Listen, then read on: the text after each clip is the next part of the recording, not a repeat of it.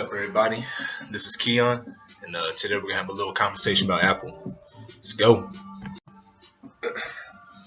So, I'm sitting here reading a article by the Washington Post covering the new iPhone X that just came out, released by Apple.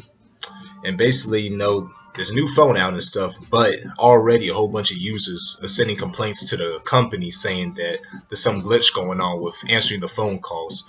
So pretty much, when the phone call is about to be answered, it shuts off too quick before the user can get to the phone call or something like that. It's kind of minor, it's not too widespread, but Apple's been investigating to see what's going on behind that issue.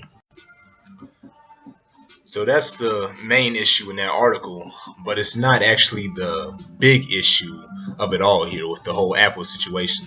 So really, the whole company of Apple, they've been in some pretty hot water lately because it wasn't too recent ago when they came out actually admitting that, they do slow down old phones whenever the release of a new one comes out. So with the iPhone X that just came out, the previous iPhone that just got released, is now slowed down. It's not as efficient as it was when it first came out.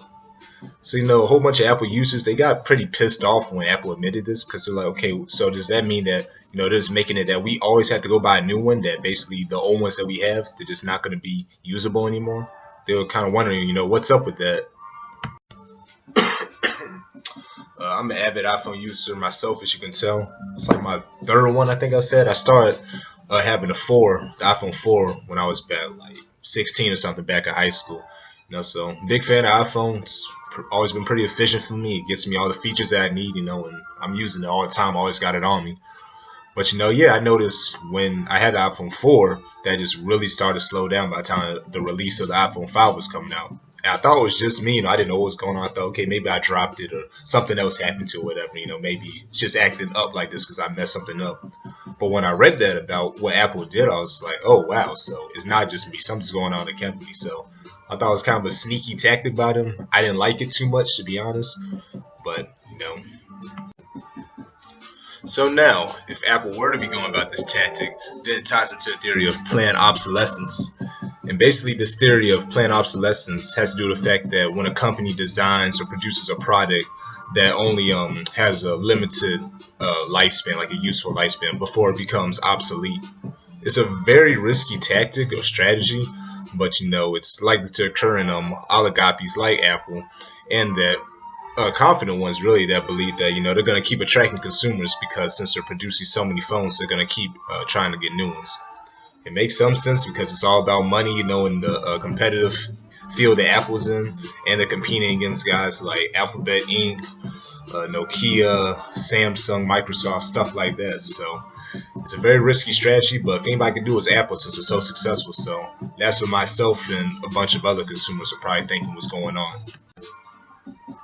I guess one could say it also makes sense that Apple would use this trick to increase their profit by having to sell new iPhones and slowing down old ones, because they probably know that us as a society, as consumers, humans nowadays, in this age of millennials, we're so used to technology being advancing day by day, being faster and stuff, that whenever it starts to slow down or we don't get the content as quick as we may want it to be, that kind of obsesses us in a way. We want stuff to be accurate, quick, right there. We're so used to stuff being high tech, high advanced, that when it's not operating at a certain speed, we start to become annoyed, we start to become frustrated, confused, and stuff like that. So Apple's thinking that if we buy the latest one, that we're gonna be able to have the more high-tech one and just keep going from there. Yeah, so if all these complaints and speculations going against Apple, the company actually decided to make sure they released a statement back in December 2017, stating why that the old phones operate the way they operate. So they said, no, this isn't any way to trick the consumer or boost the sales of new phones or anything like that. They said they actually want to provide the best for the consumer, but they did explain that yes, the old phones acts in a slower way because that they have these old batteries instilled within them, and basically the old batteries, they can only go to a certain extent, to a certain threshold, before that, they reach a certain lifespan. But this is in a way to make sure that specific peaks in power demand for the batteries are met, because if they weren't to be met, then the battery would just crash and the phone would die. And of course, Apple doesn't want that to happen to the consumer. Honestly, I trust what Apple's saying. I don't know too much about how phones are created, but I do believe that what they're saying is true about the batteries. I'm sure they haven't reached a point yet where the batteries are just exceed some type of lifespan where the phone can just go on forever. These different advances in technology is stuff that's going by a day, and new things are being made and stuff. So yeah, maybe it can only operate for a little bit before a new one has to be created. So yeah, I mean, again, it wouldn't be too surprising if they were trying to trick us into buying new phones, but nah, I don't think though they would do that, because like I said earlier, that tactic is way too risky, and they're competing with all these other phone companies that could take the more superior rank if they were to do that. Consumers can just go over and get new phones from Samsung or something like that. So, no, I mean, I think what Apple's doing is, fair game, and I hope that they're able to solve the issue to this whole battery problem away. But every new advancement of the phones I see is interesting. I have the iPhone 7 right now. I might get the X, see what it has, but I guess only time will tell. But yeah, as I kind of touched upon earlier, this whole situation of Apple definitely ties into how digital media has really just shaped our views really nowadays in society. As consumers, we're almost paranoid to the fact that we want all the media and technology that we have just to be highly efficient, quick. What we want when we want it. So if we're dealing with slow iPhones, that's not going to cut it. We want the most high-tech ones and the fastest ones in a way. So, it didn't used to always be like that. We will be a little more grateful with the technology we have, but now we're almost selfish in a way with the media that we consume. We always want the best stuff, and Apple just feeds into that.